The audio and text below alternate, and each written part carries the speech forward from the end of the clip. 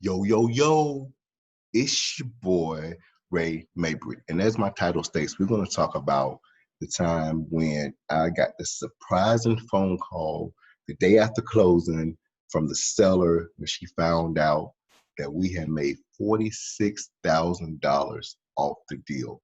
That's right, we made a $46,000 assignment fee from her deal, and she called me directly. So that's a very interesting story. But before I get into that, let me tell you who I am. My name is Ray Mabry. I'm a full-time real estate entrepreneur here in the Raleigh, North Carolina area. I've been in this business a little over 6.5 years, and I want to tell you, when I got started 6.5 years ago, I was struggling. Like most of you that may be watching me now, I was struggling. I was broke. I was trying to find my way. I was trying to find answers. I was in real. I was in insurance sales, not real estate sales. I was in insurance and sales, and I also drove for a courier, tried to make ends meet, and it still wasn't enough. So I needed a change, and so I went I did like most of you do. I went to the internet, YouTube, and I found out about how to work from home, how to make money in real estate with little to no cash, and I found out about this little niche called wholesaling. Now, wholesaling is when you market to a motivated seller, a person that may have a property, it could be a distressed property or it could be a distressed situation, but you market to them. And there's several different ways to market. Back then, I was doing direct mail, postcards, and you market to them and say, hey, look, if you're interested in selling your property, we may be interested in buying. And then I got a response from a seller, and from there, you talk with the person, you negotiate with them. I was able to use my like 20 plus years worth of sales experience to be able to make that connection, build that rapport with the seller, and then you lock the property up on the contract. You advertise the contract, not the property. You advertise the contract to an end buyer for a higher fee than what you have it for. That's called your assignment fee, your spread. And once you close on the deal, then the seller sells their property, the buyer of course buys the property, and you make the difference. And in this particular case, I was able to assign that property to a cash buyer, and I made $5,000. So imagine going from barely getting by to making $5,000 within 30 days of getting started. And that was my reality check. So from there, I was able to reinvest a portion of that money back into marketing. And in the second month, I was able to make 9,500. And so, in the span of 2 months, you go from broke basically to having almost $15,000 at your disposal or within your possession. And as they say, the rest is history. So, in this particular deal, this was a virtual deal. Now, virtual just means that you're actually doing properties or doing deals outside your area. It doesn't necessarily mean it's in a different state or whatever. It's just not in your local area. And so, being that I'm in the Raleigh, North Carolina area, I do a lot of marketing in the DMV, DC, Maryland, Virginia area. And this particular property is in Baltimore. I mean, I've closed so many deals in Baltimore now that I literally have lost count. And it was a multifamily or multi-unit property, which was 5 units. And so of those 5 units, 4 of those were occupied, and the property was cash flowing very, very well. And so that's how, it became very appealing to the end buyer. We happened to cold call this seller, and we actually cold called the seller about another property, and she said that she wasn't interested in selling that property, but she did have this 5 unit property that she was interested in selling. She just wanted to liquidate. She wanted to cash out. Didn't It wasn't a distressful situation per se. She just wanted her money back out of it. She was tired of being a landlord for in this particular situation. So met with the seller, talked with the seller, negotiated a price, and we were able to get her down like 8 to 10,000 off her asking price. Not much, so she was asking a great price for the property, considering where it was located, which is in the 21217 area. 21217 in Baltimore is a pretty decent area. A lot of um, gentrification going on, a lot of opportunity zones going on in some of those areas. But at the same time, it's not the hottest zip code in Baltimore. But the fact that it was a multi-unit property, as well as it was cash flowing real well, as I stated, was pretty appealing to our cash buyer, and we sent it to one of our VIP buyers, somebody that we've done business with in the past. And after them running their numbers, we initially had like a $60,000 spread on it. But after going back and forth, we were able to agree on $46,000. And so a few weeks later, of course, it took time for the title to come back. But once the came time for closing, I drove back up to the Baltimore area to go to the closing. Now, some people, they talk about not going to closings. It's totally something I enjoy doing. That's kind of like my reward to myself, especially for having been able to close such a huge deal. And so I do it from time to time, really not doing much traveling now because of the pandemic. But, I don't see any harm with going to some of the closings, especially if it allows you to be able to go and meet, say, with the seller or meet with the buyer or talk to the person at the title company. So this is your business. If you feel you want to do that, totally up to you. Okay, there's no hard and fast rule to say that you can't go to your closings. Okay, so went to the closing that day, and it's interesting because it was the lady from title work. She was sitting on the head of the table at the end. Buyer and the seller was sitting on one side. My JV partner that bought not the buyer and seller, the seller and the husband. So the husband and the wife, they were sitting on one side. My JV partner that bought the buyer, he was sitting on the other side, and I was sitting at the head of the table at the other end, and we were just all there talking and stuff. And this particular seller, the wife, she was very, very meticulous. She read every sentence to understand them. And, it took a while. Like normally it may take 5, 10 minutes, 15 minutes to get deals done. It took over an hour, like maybe an hour and 15 minutes.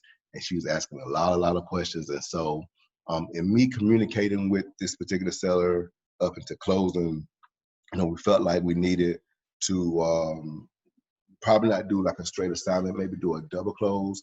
And the difference is a signing just means that the A to B is when I'm the seller and I have a contract. So it's the A to B contract. Seller's the A, I'm the B. And then when I go to flip that contract, we do a B to C. So a B to C means that I'm taking that contract that I got with the seller and I'm doing a separate contract with the buyer. That's the B to C transaction. And once you have offer to purchase or a regular contract with the seller, A to B, and then you have an assignment contract with the buyer, B to C, you take both contracts, give them to the title company, and they do the title work. And so that's a regular straight assignment. The other option would have been to close on the A to B, like either personal funds, private funds, transactional funds. You actually close on it, which means we take title in my company's name. I become the owner for a matter of minutes or maybe even an hour or so. But you turn around on the same day, you flip the contract, you sell that contract to the end buyer. That way the original sellers are out of the transaction. And then with the end buyer, I've been the owner now because I've actually closed on it and took possession.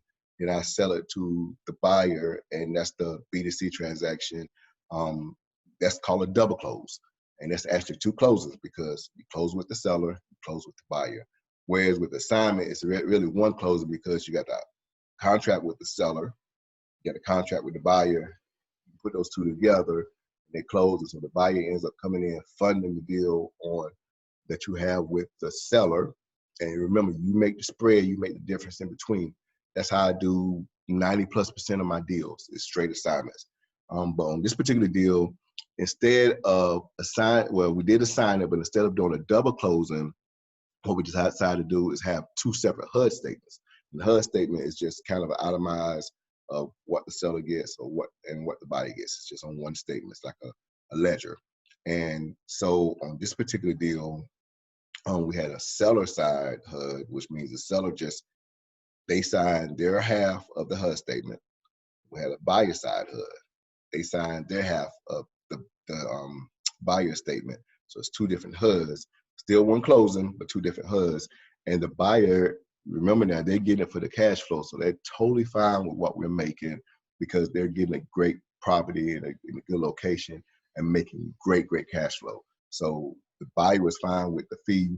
We really didn't want the seller to know because the lady was so meticulous. We didn't want her to kind of back out or ask for more money. So that's why we did 2 HUD statements. So after closing, I ended up coming back to North Carolina late on that evening after the closing. And so I'm in my garage the next day, about the middle of the day, and I get a phone call from the seller. And so normally whenever I have a good deal, I save the seller's number directly into my phone. That way I save them as a VIP seller so that when I see the phone call, I can answer it if I'm available. And so I saw her number pop up and I was like, oh boy, I wonder what's going on here. So I answered it and asked her how she was doing. As a matter of fact, I asked her, was everything okay? Because I knew we just had the closing the day before. And so she was like, hey, Ray, she said, I called the title company because I realized that I didn't have the complete HUD statement. I realized I just had half the HUD. Now, this particular seller, she was a licensed realtor. She just, didn't practice, so she wasn't active. So she somewhat knew about, at least the HUD statements, how they supposed to work. And so she was like, I called the title company and they sent me a copy of the HUD. And she's like, I got a question for you. She said, did you guys make $46,000 on that deal? And that's how she asked me. I said, well, yes, ma'am. I said, is everything okay? Like, because at this point, I'm not sure what angle she's coming from. And she was like, wow. And so she said wow like 2 or 3 times, and I didn't know how to interpret that. So I was like, well, what's going on? Is everything all right? And she was like, wow, that's impressive, Ray. Impressive. I said, okay. She's like, wow, congratulations. She said, oh my gosh. She said, um, that's amazing. That's very, very impressive that you guys were able to do that. She's like, how did you do that? And so I went through and kind of explained what we do and kind of how we, pretty much assign the contracts and stuff, talk with motivated sellers like themselves and, talk to cash buyers, and we put the two together and we flip the contracts. And so she was like, um, asking me if I could mentor her. And she was very, very intrigued on how wholesaling goes and stuff. Even though, as I stated, she was a licensed realtor, but she just wasn't active. She was still intrigued on how the process went. And she even sent me two referrals from that. And she even asked if I could coach or mentor her on how to actually do what I do. And so she was complimenting me. She was very, very impressed. And in this particular situation, it was a pleasant conversation. Now, I will tell you, not all conversations go that way. And I would say the thing to our advantage in this particular deal was we almost gave her close to her full asking price. So it wasn't a thing to where we had to negotiate her down, say $40,000, only to jack it back up $46,000. That wasn't the case. It was just a situation to where the numbers worked. They worked for the seller and they worked for the buyer. And based on the cash flow and stuff, it was a great opportunity. It was a win-win-win situation for everybody involved. So you may ask, well, what happens, Ray, if somebody does get upset with you because of the amount of money that you made off their property? Well, you just have a conversation with them and you kind of go back to their reasoning for selling, and you also go back to the fact that you guys agreed on that price, that selling price. And if it was a thing to where you didn't have to like do a hard negotiation and talk them down 30, 40, $50,000 only to go back and jack it up that amount, which I really wouldn't advertise. I really wouldn't advise doing that, because you could get in some hot water from the seller if no one else, if they feel like you basically took advantage of them. But as long as it's a situation where they're pretty satisfied with their selling price, and you can, make a pretty decent offer or make a pretty decent profit off the deal, then, that's how you can have a winning deal. And I will tell you, not all deals, we make $46,000 off of. This is an exception. And total turnaround time on this property, because, we had to, there was a little hiccups, but it was done in about 3 weeks. So, you're talking about making $46,000 net in less than a month off of one deal. So stuff like that happens, but imagine like the national average on most wholesale deals is somewhere right around $5,000, $8,000. So let's just kind of bring it back. Let's just say, well, Ray, that sounds like a huge amount, a huge figure, but let's just talk about $5,000. Let's just talk about if you were able to get into this business wholesaling and you was able to make $5,000 within the next 30 days in real estate or flipping properties. How would that change your life? How would that affect you and your family dynamics if you were just able to go and make an extra $5,000? If you were going to make an extra $5,000 in the next 30 days, how would that change your life? Now for some of you that's doing extremely well, $5,000 is not a lot of money, but for most of you, it's life changing. That it was life changing for me over 6.5 years ago. So I know it would be life changing for most of you that's listening to me now. So, if you're interested in learning how to do this, we got a couple options here. First of all, I have a free Facebook group. It's called FIRE, FIRE, Freedom in Real Estate. There's going to be a link in the bottom of the description where you can join for free. And it's where I get on a daily basis. I talk about various things as far as how to achieve success in real estate.